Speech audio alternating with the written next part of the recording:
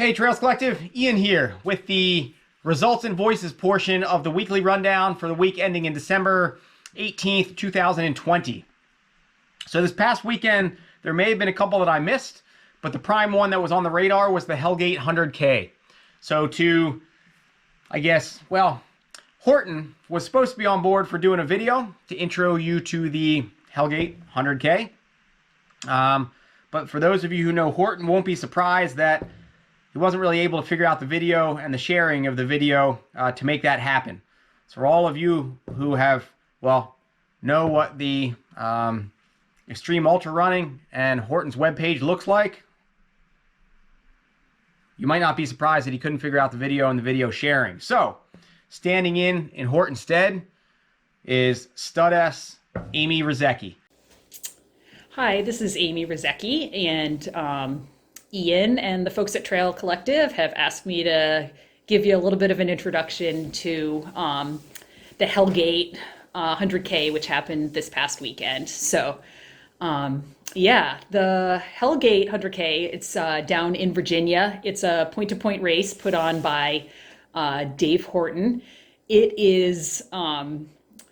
I guess the biggest thing that everyone that does the race says is it is a special race. It is a very unique race. It starts a minute after midnight. This year, because of COVID, they actually had to do several waves of people, but the first wave still started a minute after midnight. And so runners run, everyone runs throughout the night. So your first 7 hours are by headlamp until the sun comes up and you can finally take your headlamp off.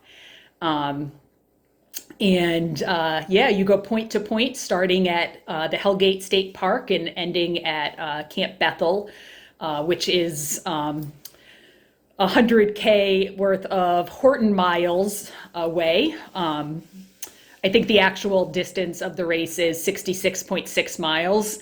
But that's Horton miles for you, because in his mind, it's still, 62 miles. It's still just 100K. And it's just such a unique race. It has a river crossing at 3 miles in. It has one section that's typically about knee deep in leaves, because just something about the wind pattern always pile up the leaves in one section. There's the forever section where you just feel like you aren't moving and the aid stations aren't that far apart, but you're just running and running and running and not getting anywhere.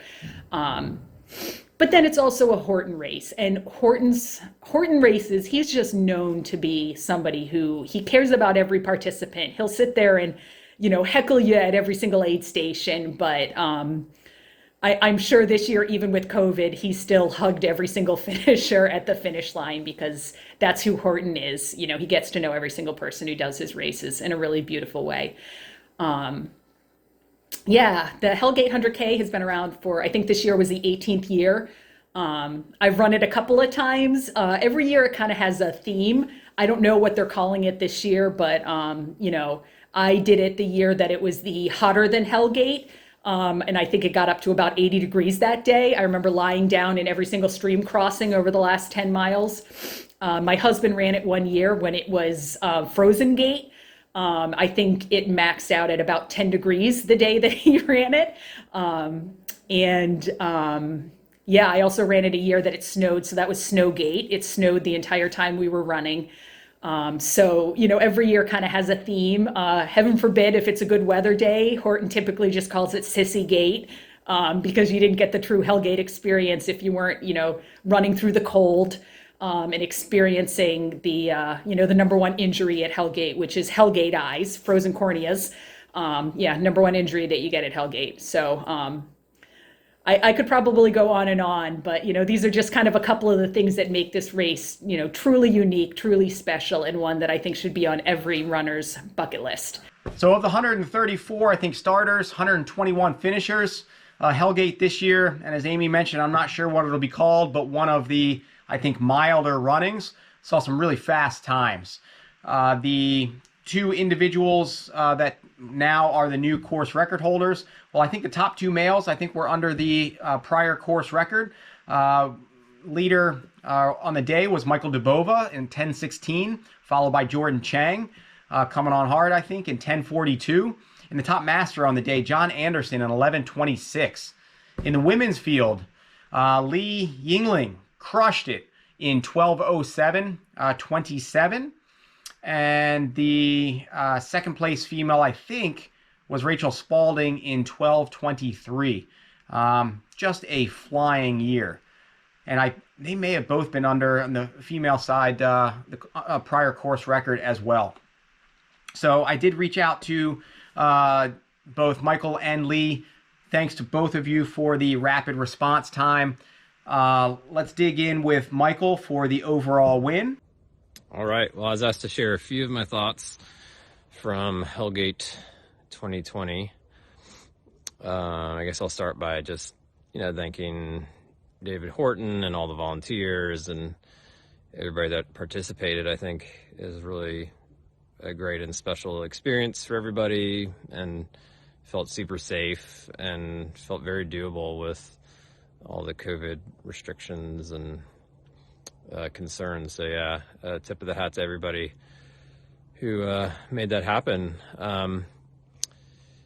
I was compelled to come back this year, but after last year where I almost had to drop out at Little Cove Aid Station from getting hypothermic to the point where there's like an hour and a half period where I have like very little memory of what happened. I just remember getting back to Little Cove Aid Station, drenched, hypothermic, and then somehow I was able to defrost enough, and one of my teammates, Frank Gonzalez, was passing through, and we got the job done. So, but I knew I could do better, and so I was willing to face my fear of the cold and toe the line again this year.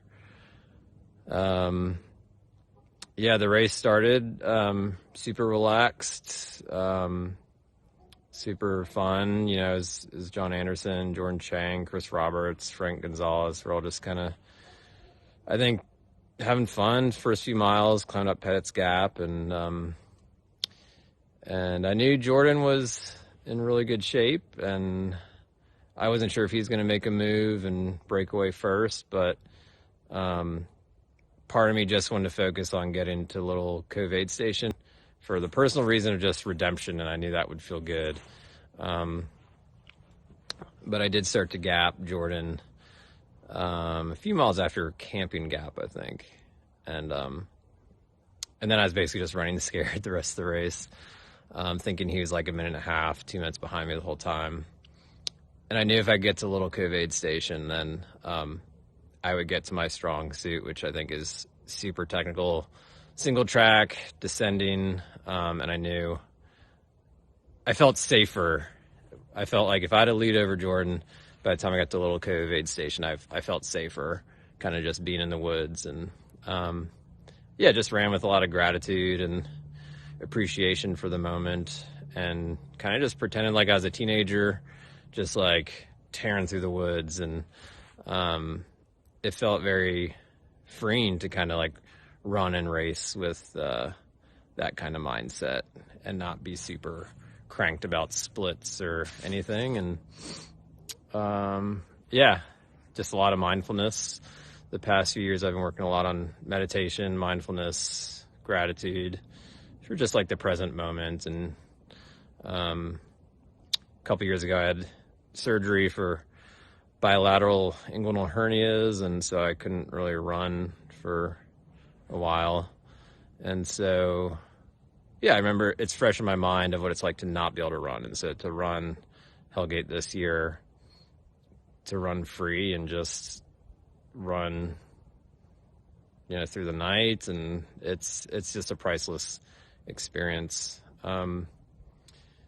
I kind of had some splits of Ryan Pavola's course record in the back of my mind. I knew I had to get to Bear Wallow around 7:15, and I got there around like 7:11, and that's when I just was like, I'm just gonna uncoil and just dig deeper and deeper, and see what I can do. And if I blow up, I blow up. But if I don't, well, that's pretty awesome. So, there's a lot to think about still and unpack and learn from. But that's kind of the beauty of kind of when you make yourself vulnerable and push yourself physically and mentally and emotionally. And I think that's why we all kind of go out and do these types of events. We all grow a little bit, and I think that's why we keep coming back. Always something to learn. So anyway, those are some of my thoughts, and hope everybody's who raced is recovering well. And again, big thanks to everybody who made the race happen this year, despite the difficult circumstances. So, all right. And take it out here tonight with Lee. So Lee, let us know how the day went. We will use you to close out tonight's episode. Stay tuned for FKT Friday tomorrow, and I will check you later. See ya! Hi everyone, my name is Leah Yingling. I'm an ultra runner from Salt Lake City, Utah, and I'm here to chat with you a little bit about the Hellgate 100K that was conducted this past weekend in Virginia. So for those of you unfamiliar, Hellgate is a 66.6 mile race with about 13,000 feet of climbing. It's directed by Dr. David Horton, and what makes it most unique is the fact that it starts just after midnight on a Saturday in mid-December. So as you can imagine, you're in the middle of the woods in the Blue Ridge Mountains in December in Virginia. Weather is typically pretty insane this time of year. Luckily, this year we had impeccable, ideal weather. Started out about 38 degrees at the start, got up to maybe 60 during the day. Perfect conditions for a fast course and fast times this year. Going into the race, I had goals of hopefully running 12 hours if I had my best day possible. I knew that I had a really good training cycle this fall and this winter, and I knew it set me up for somewhere in that ballpark. I also was well aware that Amy Sproston had the course record from 2011 in 12:23. So I knew if I had an ideal day and good conditions that I could probably give the course record a shot if I wanted to. Also hoped just to stay competitive with the amazing women that were lining up for the race this year. Lots of really notable East Coast names like Bethany Patterson, Kathleen Cusick, Shannon Howe, Sheila Vibert, Rachel Spalding, Alondra Moody. I could go on and on. I have heard a lot about these women, and it was just an honor to line up next to all of them at midnight the other night. So got to share a lot of miles early on with them and throughout the day, and I think that had to have been one of my favorite parts about the day by far. So unfortunately, my race didn't really pan out as I had hoped early on. I was kind of hoping for like an even or negative split to the race, so doing about 6 hours for the first half, 6 hours for the second half. I was plagued with lots of GI issues early on, probably from overhydrating or over electrolyting. Still trying to figure it out. But I made tons and tons of pit stops that completely derailed my day early on to the point where I just thought, threw all my goals out the window and just said, hey, let's try to get to the finish line today. Luckily, by about 50K, around mile 30 at Jennings Creek, my stomach was starting to turn around a little bit, and I was in third place. Mike, my husband, told me I was 10 minutes back from first and second, and just to try and stay steady. So put a smile on and tried to get my stomach in order and kept eating, kept drinking, and just kept moving. So we don't see crew for another 17 miles there. So I just made it a goal in my mind to get it to my crew, feeling good and smiling in 17 miles, and just to see what I could do. So right before Bear Wallow, I had a really good section, just stayed nice and consistent and strong, and came into mile 47 at Bear Wallow, having a really fast crew stop there. They got me in and out, and I had actually moved into second, and still was about 10 or 11 minutes back on first place, who was Rachel Spalding at this point. I was about 10 minutes behind on where I wanted to be at this point, but knew that I always like to run second half of a race really strong. So thought if I was having a good day, I might be able to, gun it a little bit and have a much stronger second than first half. On the section leaving Bear Wallow there, I made a friend. There was a guy who was moving really fast in front of me, so I just told myself, hey, try to cling on to him, do what he's doing. Looks like he knows what he's doing, so if you have any shot, just go with him now. Take a risk. So that's what I did, and I felt really, really good, and came into Boblett's Gap at mile 53. So you have about a half marathon left there, and I had two very pleasant surprises there. One was the fact that my mom had showed up and surprised me. an aid station earlier than I was expecting her, and she had driven 5 hours from Pennsylvania. And the other pleasant surprise was the fact that Mike had told me I had cut a 12-minute gap down to about 3 minutes. So I was about 3 minutes behind the leader, who was Rachel Spalding at this point, and knew that if I just kept doing what I was doing, I was going to be able to close that gap and hopefully pass her somewhere in the forever section. So left that aid station pretty quickly and just got to work. And in about a mile or so, I ended up passing Rachel, sharing a few minutes with her, and exchanged pleasantries and just told her good luck and to keep pushing like she was, because she was just moving so awesome, and just moved as hard and deliberately as I could all the way to the next aid station, which was at Day Creek with about 6 miles to go. So when I got there, I knew I had about an hour or so to go, and I rolled into there at 11:10. And this was the first point all day when I actually realized, hey, maybe the course record will be doable today. So once I realized I was within an hour, I just pushed it as hard as I could and ended up crossing the finish line in 12:07, which was 16 minutes under the course record, and was actually good enough for fifth overall on that day. And then Rachel ended up finishing behind me in about 17 minutes back for the third fastest time ever on the course. And then Alondra Moody was about 20 minutes back from that for the fifth fastest time on the course.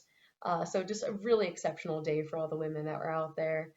Even the men too. Michael Dubrova broke the men's course record by 30 minutes. So really awesome race to be a part of this year. And I couldn't be happier with my first Hellgate experience.